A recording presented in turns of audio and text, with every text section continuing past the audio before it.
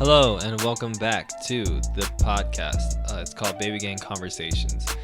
This podcast is not sponsored by anybody yet, but if you'd like to, email us at paperplaneBBYGANG@gmail.com.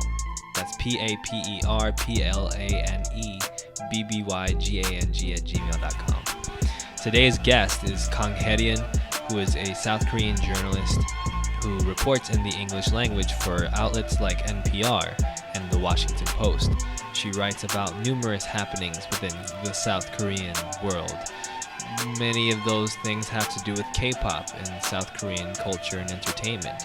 So I talked to her about certain things, including a piece where she interviews twice, and another piece where she talks about the definition of K-pop and how that has affected the larger Korean music landscape. Korean music landscape. All right, have fun, enjoy, bye. You are a journalist, working from Korea, and I wanted to sort of start the conversation by sort of asking you how you got to this point. And you can feel free to talk about as much as you are comfortable with. But as far as, I'm even curious about just what it takes to get to such a position in South Korea, and, whether your journey is a conventional one or not. I work for English-speaking outlets in South Korea. So I've been a journalist here since 2015 when I started my career at NPR Seoul Bureau with Elise Hu. And I was her assistant, which means I was gathering sounds from the scene, reporting, translating, researching, all that stuff. And then I went to Korea Expose after a couple of years at NPR. And at Korea Expose, which was a startup at the time, and it was just being invested. It had just received investment money from an accelerator. So I was hired as the managing editor for another several years. And then the media experiment didn't work out, and we failed to find a business model, as many startup experiments go, especially in the media landscape.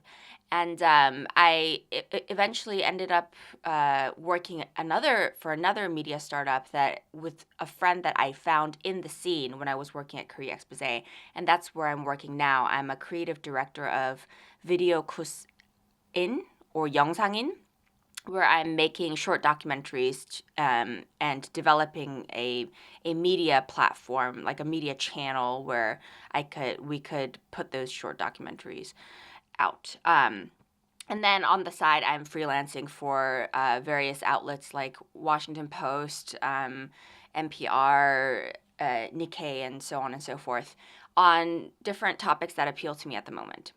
So that's kind of my an overview of my career trajectory. And is it a conventional one? I mean, what is your standard of comparison? So if you compare it to maybe like a Korean reporter who takes an exam, usually most Korean reporters must take a journalism exam to be accepted as a certified journalist, and then work for one agency or one outlet or the other. This is very different in the States, where the idea of journalists taking an exam is probably quite foreign, right? And it's the same among the foreign press corps here, especially if you're a Korean reporter trying to break into the foreign press corps in Seoul. You don't really take an exam. You just start with whatever gigs you can get, which is usually like fixing and producing and translating, and then you make connections and go from there. And you start pitching to editors and, create your own network. I think that's how a lot of Korean reporters in Korea, writing in English, do it. And why did you choose to go to this path, to the foreign press path, and the path of production as well, rather than say that conventional, take the exam, stay with a Korean outlet for a certain period of time route? Was there like a specific moment or a specific thing that you had in mind that you didn't want to do or did want to do? Well, first of all, I am a much stronger writer in English because I received my secondary and higher education in English-speaking institutions. So I'm just much more comfortable. And second of all, I never was a very goal-oriented student when I was in college. So I wasn't like, I'm going to study journalism and this is what I'm going to become. Journalism is kind of what happened along the way because the job opportunities came along and it seemed fun in the moment. And I don't think this is the kind of mindset that you can take when you are trying to be a journalist in Korea because it takes often years of preparation and the hole for acceptance for those exams is quite narrow, especially during COVID. Right.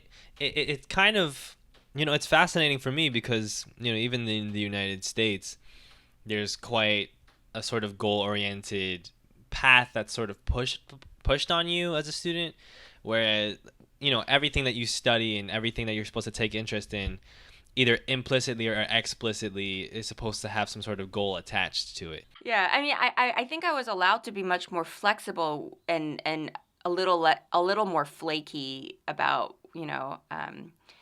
getting a job after college because I was in a liberal arts college in the US where I could be more flexible with my studies. Oh, yeah.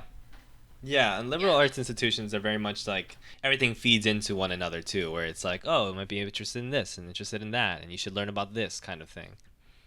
Do you feel like that flexibility lends a lot to your ability to do your job? Do you feel like you would be able to, or do you feel like sometimes a rigid, goal-oriented approach can sometimes detract from, journalistic work? I mean, it really depends on the context, what kind of project you want to do, or what kind of outlet and team you're working for. Right. Yeah. When you know, you finished your studies and you chose to go down this to work in this capacity, doing the production and working with foreign press, did you still feel like you were kind of flexible in as far as like what you wanted to do, what you wanted to work towards, or was there generally this idea in your mind of like, okay, this is where I see myself in a couple of years, this is what I'd like to see myself doing? Are you talking about like my general career goals or like the specific jobs that I'm able to do? I would say like career goals and sort of like with it like a lot of journalists picture like I want to be a music journalist working at an esteemed publication, or I want to cover the art world as a freelancer for a certain period of, like a sort of idea of like a beat or a type of journalist that you are and what type of job security or institutional attachment you might have.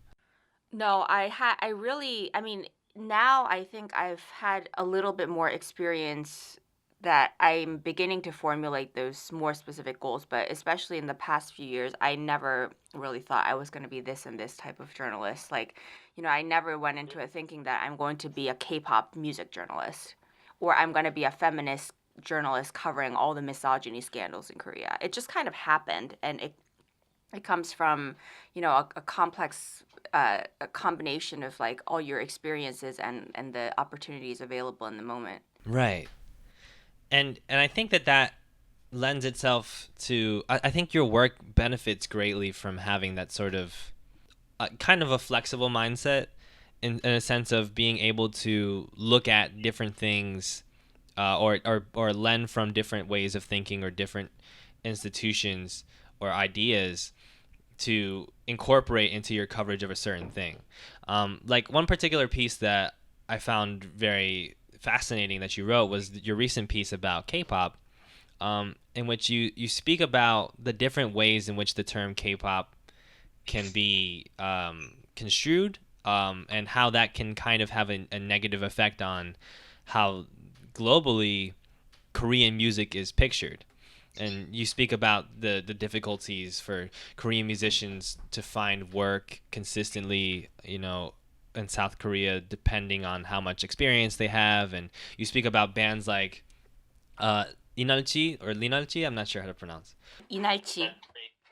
Inalchi, who create this experimental form of music that is more borrowing from a lot of more traditional Korean music genres and artistic ideas, kind of, but still borrows as well from different sort of rhythmic influences.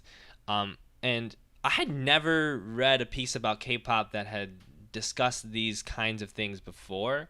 You know, you hear people talk about K-pop and how it's an ambiguous term in a lot of senses, but for you to reach out to these different parts of the Korean music industry and incorporate that into a larger understanding of K-pop, I think just enriches the conversation so much more.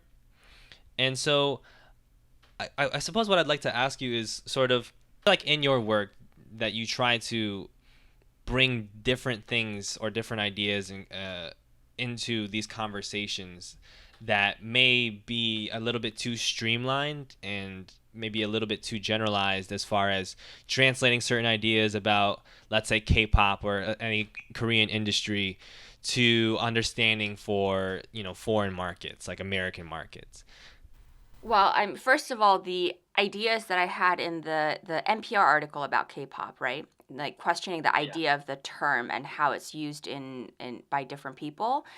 It's actually, maybe a little less common in English, but the discourses are very familiar if you speak Korean. So I think a lot of my job in that article was just like finding different sources and translating them and then putting them together.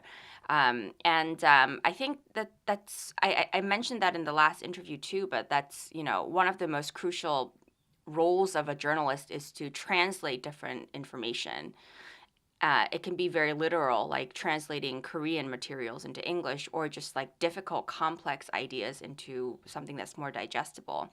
And this kind of translating requires flexibility, which is also most of the time required for most journalists who need to cover a lot of different topics. When I started at NPR in 2015, Elise and I weren't really covering like a specific beat. We had to cover basically anything that was happening in Korea that may be interesting to an NPR audience. So it was everything that we could get our hands on.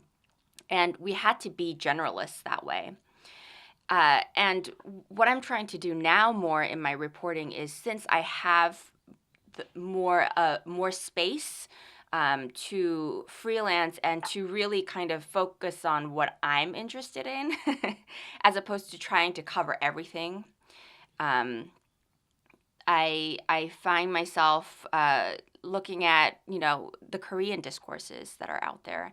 But I try to use Korean sources and look for nuances that may not be available in English, but are very much present in Korea.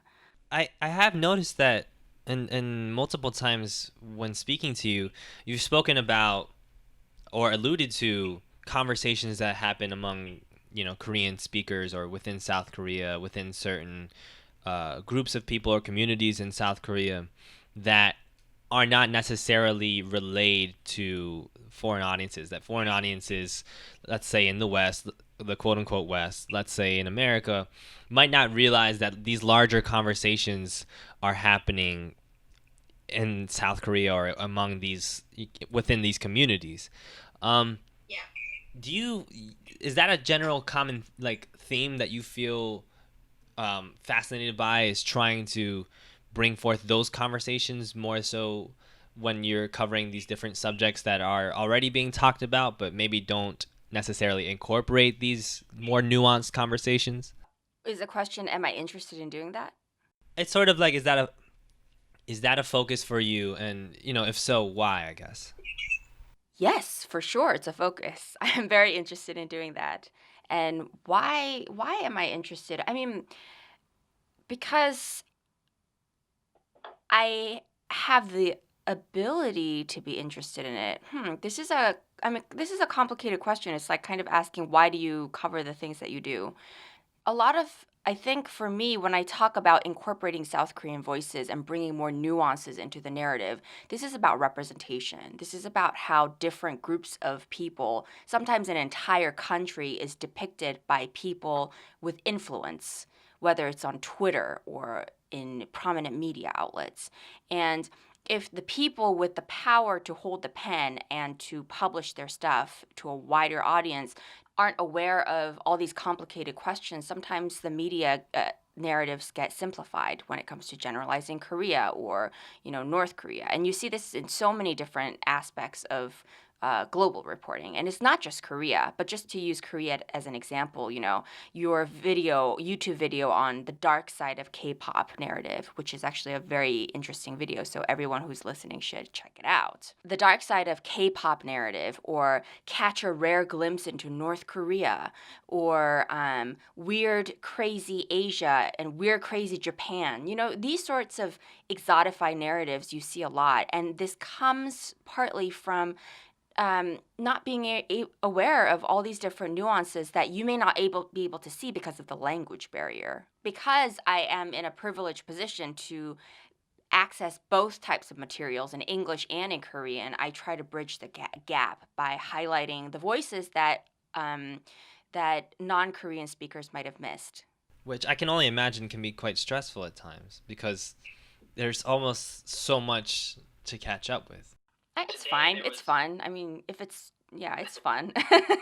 Yeah, I mean, it's like your videos. Like, why you make the videos first and foremost, probably because it's fun, right? And it's like a process of relieving the stress. So. Yeah, I mean, I feel like if it's one of those things that you care so much about that if you weren't talking about it, you would still be stressed. Like you would still be thinking about these things in your brain, and it's almost as if it becomes kind of a mission where it's just like you're trying to work within that. Like you're trying to work against these things that have been bothering you, sort of. That's a bit of a more personalized way of saying it. I will say, like, today, or well, today as in Wednesday, but I guess within the past 24 hours, there was this whole thing with BTS being covered in like this Times Collectors magazine, and it opened up this conversation about K-pop journalists in America and in the quote unquote West. And basically the crux of the conversation is that why are all these K-pop journalists white, right? People took screenshots of this one panel from KCON that had like 6 white writers and it's like discussing the future of K-pop, and it's like, oh, so there's not a Korean person here talking about Korean pop music. That's a little precarious. Do you feel like representation or these different things are partially fueled by I think the better question is actually, why does it seem to be so common for white journalists to be covering these issues like K-pop? But I imagine this stretches to different things. In the West, not in America, let's say, not necessarily in South Korea. It's sort of not necessarily a question that can be answered directly very easily, but I wonder why it seems to be that these positions of power within the journalism industry to cover Korean subject matters are so often handed to people who are not Korean in the slightest, and often do not speak Korean. Do you see that as problematic on its face? And do you have, do you feel like that's something that should be worked against, I guess you could say? Yes, I think the dominant media institutions in the world that are primarily English, arguably the English language media outlets are the most prominent global media institutions, right? Do we have a consensus on that?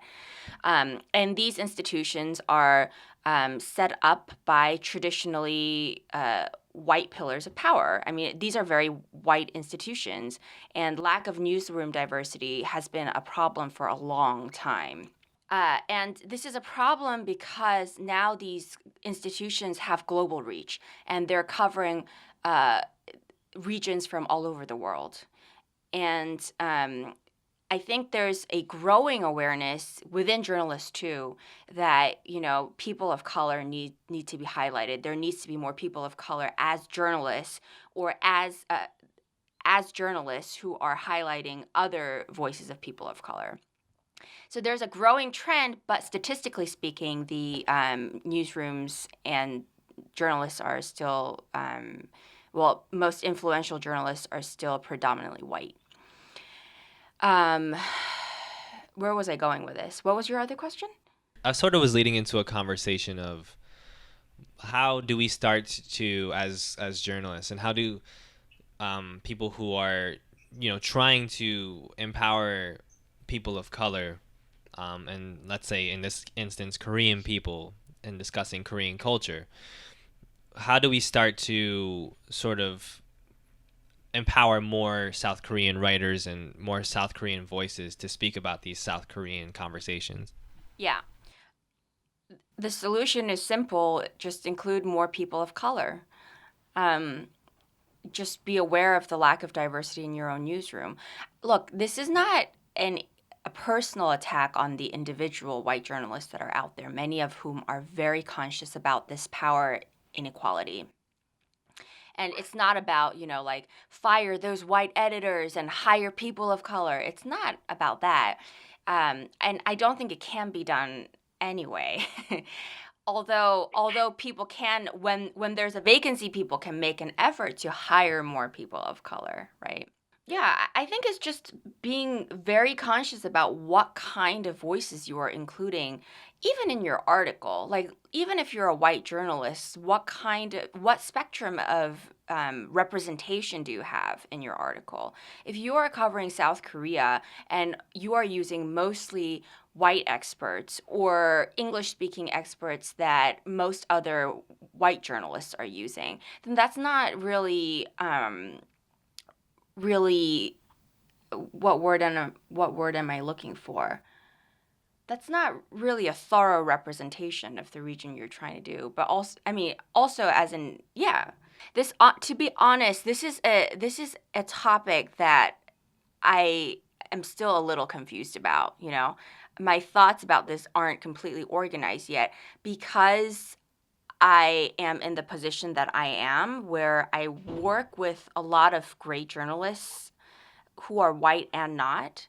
And I'm not really familiar with the actual editorial scenes, like how the editors are. It is also, I mean, the fact is that it's a very complicated conversation, and nobody truly has the direct answers for it. But if anybody does, it would be more people within the activist realm. However, as somebody who is, when we're talking about K-pop, rather than constantly being in the position of looking towards these white voices in the West, in America, to relay K-pop news or information about K-pop or be seen as experts of K-pop. Do you feel like there are some other South Korean journalists like yourself, or like Ask a Korean, that should be given more spotlight in terms of their K-pop coverage? I really liked Im Hyun-soo's coverage recently on K-pop. I think he's a journalist at the Korea Herald. He's not covering K-pop anymore as of like last month or this month, but his coverage is pretty interesting. To be very honest, I'm not a seasoned K-pop journalist. If you look at my resume or my portfolio, you will notice that I have not written that many K-pop articles. So, yeah, I'm not an authority, and I don't actually know that many journalists and experts because I've also started to write about it. Yeah, I mean, one expert source I would recommend that I recently interviewed, who I really liked, was Yu Jung from my NPR K-pop article, and she's a professor at Dankook University, and she wrote a book called K-pop History, and she's just so friendly and so thoughtful. Yeah, that. But I'm not very knowledgeable about this. I think I start with some good questions to give me the right attitude about reporting on K-pop. But as far as experience and knowledge, maybe Im Hyun-soo would be better. Even Ask a Korean, who's probably been covering K-pop for longer than I have in his blogs. Although I don't necessarily agree with all of his opinions. Crystal Anderson, you interviewed Crystal Anderson. I love her. Yes. Yeah, Crystal Anderson. the great Yeah, thing really about good. Crystal Anderson is also she's been doing this for a long time, but she's also a huge K-pop fan herself, so she knows the nuances of how the fandoms work, and she's very familiar with the language. But then she distances it as a scholar, so she's able to analyze the different trends. So I find her perspective very empathetic, but also knowledgeable. It's fascinating because, as you say that, do you do you consider yourself a fan of K-pop? Do you consider yourself like a casual listener, or are you, when you approach stories about K-pop, merely approaching from a more sort of scholarly or? I'm just laughing because if I answer honestly to this question, I don't think K-pop fans will discredit me forever. No, I'm not a fan of idol music. I grew up with it though. I was a Pinku fan. I was a God fan when I was in high school and middle school. And so I was K-pop is like the K-pop as in idol music, right? And maybe like the popular ballads. They're the music of my childhood. I think my taste has become quite different. So I don't really listen to K-pop's idol music, unless I'm like looking at the news or trying to analyze it as a media observer.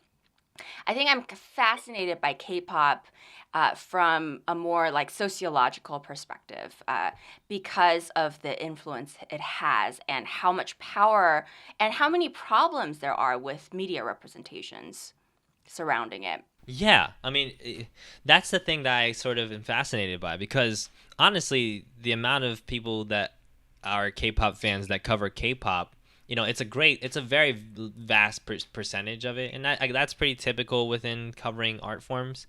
But there is a fascinating sort of need for people who have a bit more of a, not necessarily detached perspective of it, but people who aren't invested in the fandom aspect or in being fans of artists, and how they are able to research and observe the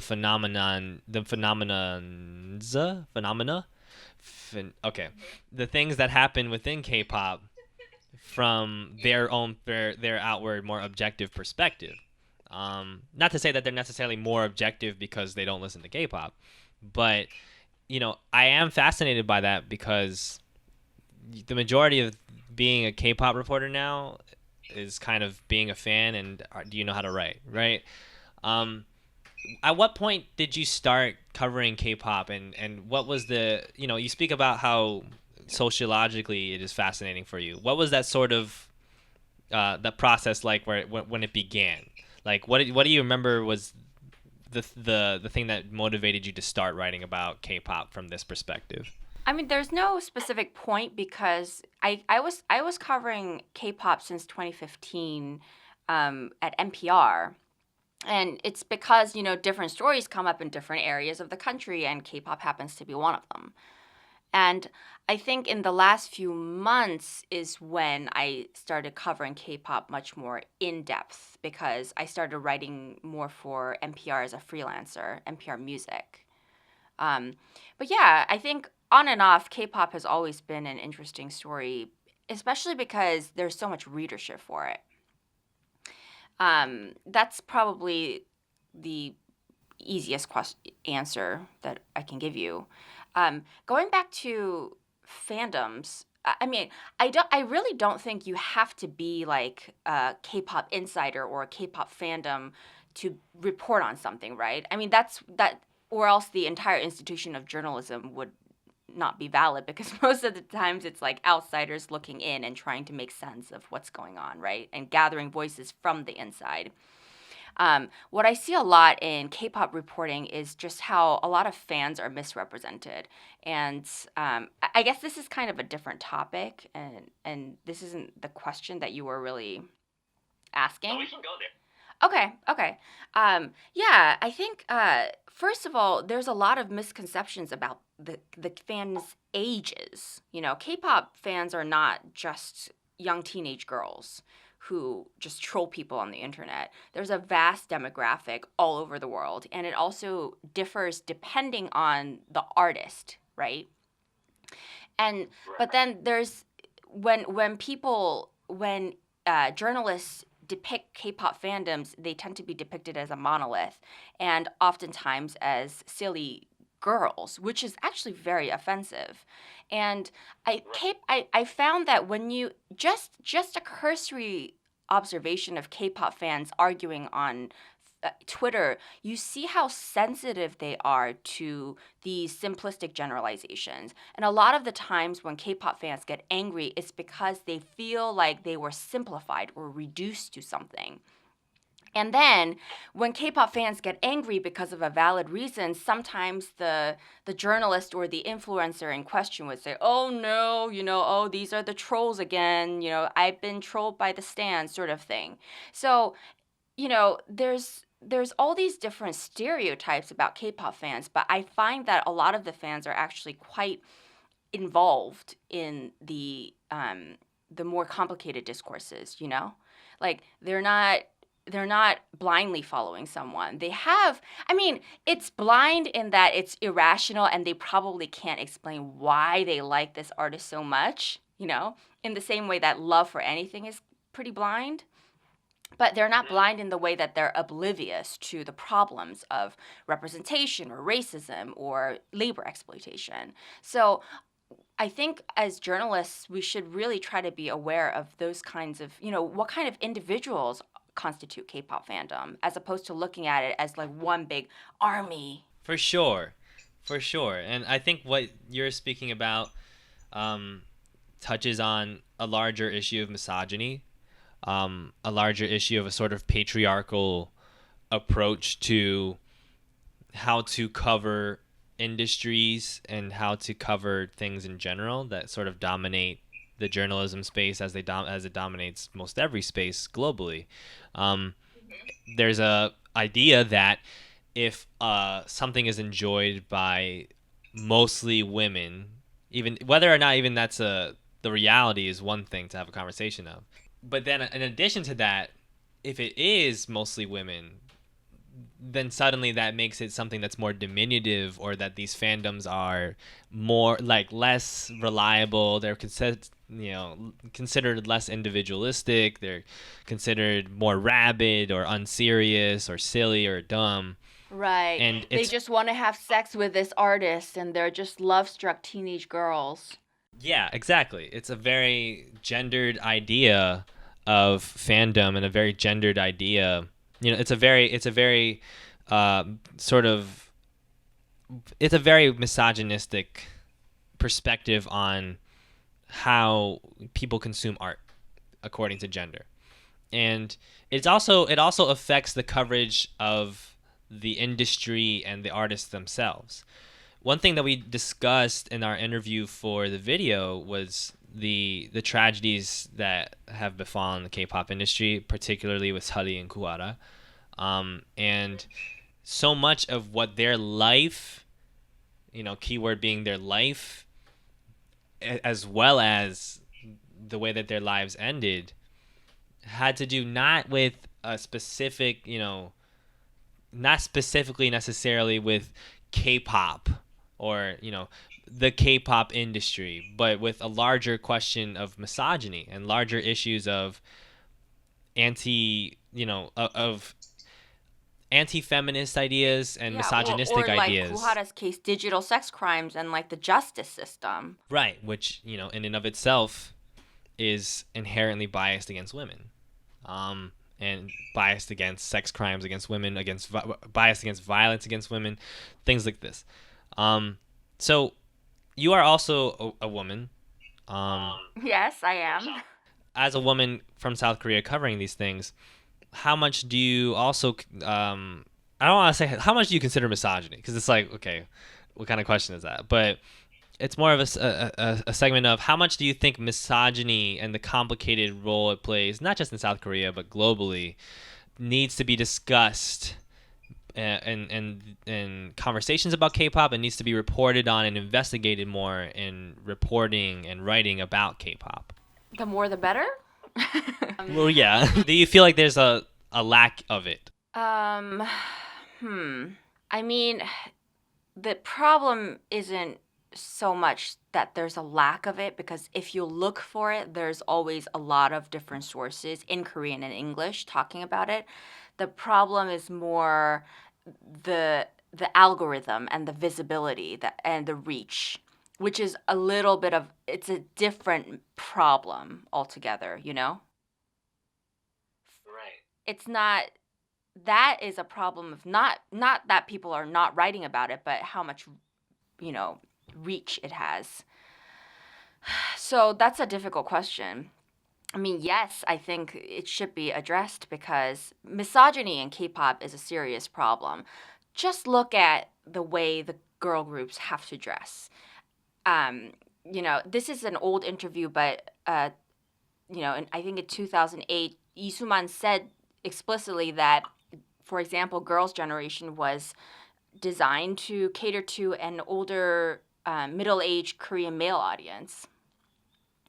And you know, the kind of beauty standards that most of these idols have to adhere to, the weight issues, and the white skin and the big eyes and skinny legs and all of that stuff is very problematic, not just for the public but also for the idols who have to go through it.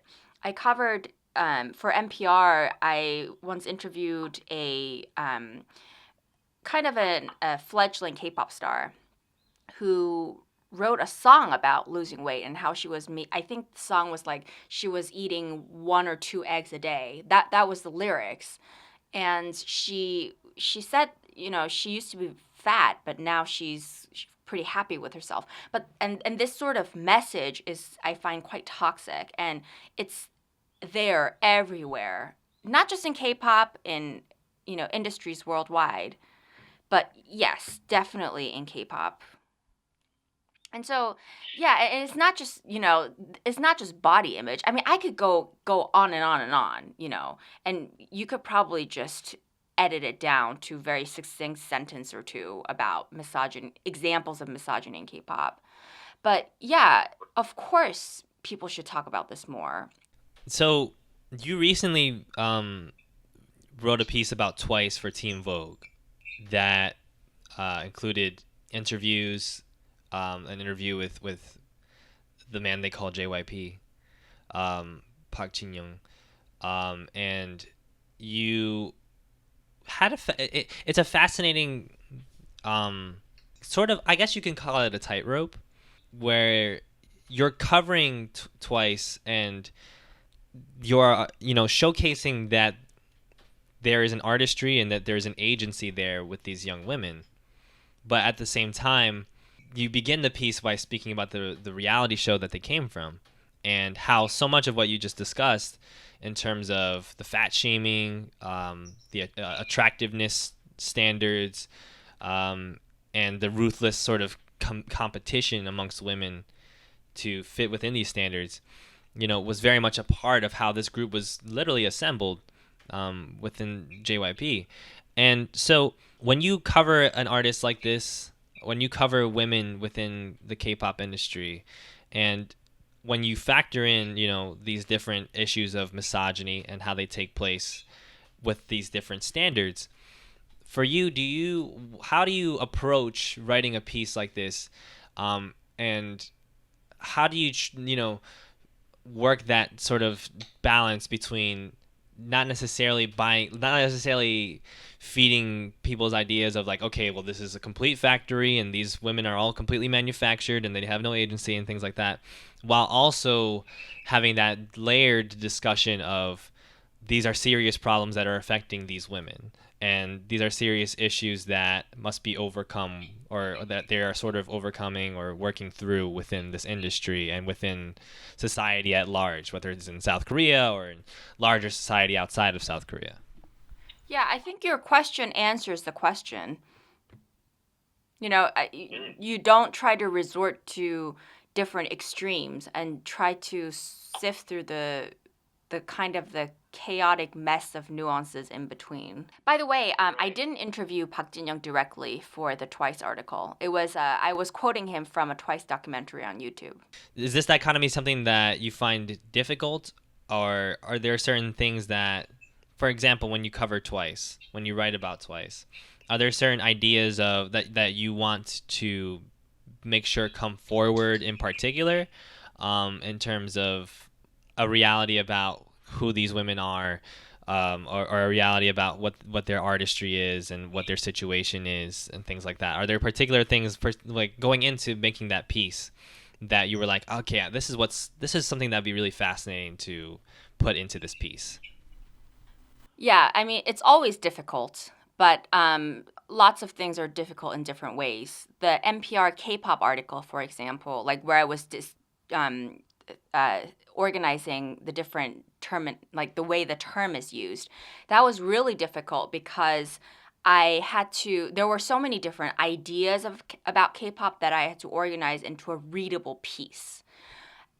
With the Twice article for Vogue, Juwon Park for AP actually has a really good Twitter thread on this about how difficult and almost impossible it is to get a really honest interview with not just K-pop stars but celebrities, because they're part of such a tight quagmire bureaucracy here that strictly monitor what kind of questions can be asked and strictly monitor the time. And I think that's the biggest challenge with most celebrity interviews. If you actually get someone on the record in your article, most of the times it's hard to have an in-depth conversation with those celebrities because of the way the agency monitors the journalists. I found that's true for the majority of my interviews with K-pop stars. And Twice was no different. I interviewed them separately.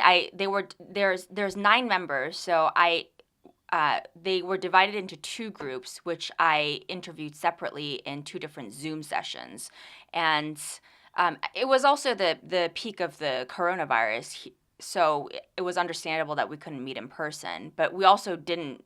It was just audio. We didn't do a video chat, so I couldn't really watch their expressions. And also, the agency knew what kind of questions I was going to ask in advance. Like, they vet. So it's a very strict process. And I find that quite challenging as a journalist. So, yeah, challenging because, one, like, it could get stiff very quickly, but also because, like, there's questions that, that are kind of off limits. Within these within these interviews that are very controlled and within these very controlled scenarios, within looking at your looking overall at the different interviews you've had with K-pop idols, have there been moments where you found yourself surprised by the input that you've received from one? Like, have there been moments where you've sat and gone, well, I didn't actually expect to get that answer, or I might have some different idea about this group or sort of this company, this industry, whatever the case might be, after this conversation? Or is it more of a, like, we know what we're going to get each time kind of thing? For some questions, yes. If I ask a K-pop group what the response to a certain album has been like, I can pretty much expect what they're going to say, and it's usually going to be something positive.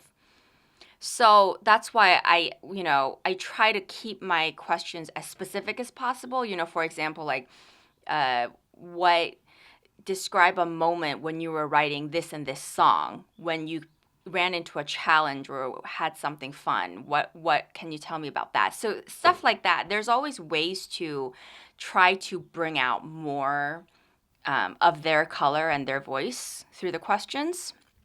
And with Twice, it was the same. Like, I found the girls, lovely and really friendly. And at the end of they were talking to me about their songwriting process and the way they worked together, which I found very interesting. And at the end of the interview, they jokingly, like, started doing their usual chorus, 1 in a million, Twice입니다. Which I was like, oh my God, what an honor.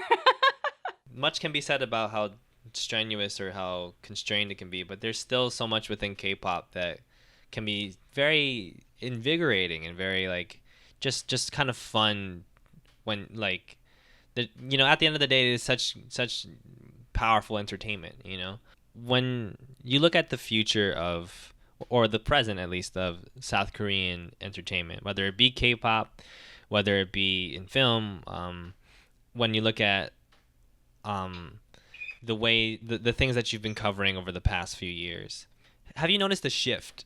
Has there been a moment in your career where you've noticed that, something that at the beginning of your career was a certain way that has changed at the point that you're at now, and whether or not that might be something that, a pattern or a thing that continues into the future? It's quite an abstract question, but basically, what's changed since you started covering what you cover, and what's changing? Yeah. I mean, I will just comment on K-pop because the larger Korean entertainment industry is too broad.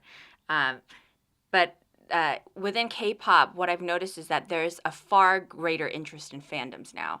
When I started in 2015 and even before that, I've heard people in Korea talk about how important the fandoms are, right? And when I was in 2017, 2018, when I was working at Korea Expose, I tried to incorporate that into our K-pop coverage. So we did very long form articles on analyzing K-pop fandoms and how they're able to organize so well. And then a few years later, now I'm seeing a lot more articles in more prominent Western outlets about how K-pop fandoms work. And so there's still a lot of stereotyping, reductive simplifications, but I see a lot more interest in who are behind the K-pop fandoms. And with that interest comes nuance and better coverage. My last question is something that comes from a friend of mine who is a fan of your work. Oh, thank you. Oh.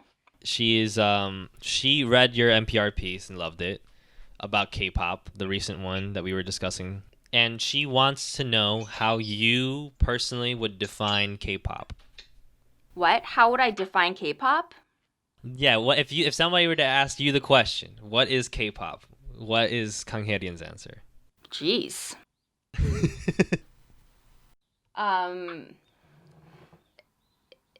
K-pop is, most colloquially used, K-pop is an industry that mostly refers to idol songs, right? That would be kind of my textbook answer. What I really think K-pop is some vague musical haze that doesn't have a center and people kind of project what they want into it. And it doesn't really say much about the musical styles of each artist. So eventually I hope that term goes away. I think it's a very problematic term that's used conveniently because, so many people around the world use it. But when you really look into the word, especially the K in front of the pop, it reflects not only an otherization of foreign cultures by the Western music market, but also self-imposed otherization from Koreans. Because they look at themselves as something marginal from the pop without the K. So, yeah, what do I think of K-pop? What do I think K-pop is? I think it's a problematic term. That's that's the uninteresting answer. No, I think it's an interesting answer, and I think it's a good place to leave things off. Thank you very much for your time. Yeah, good luck editing this. I have no idea how you're going to edit this.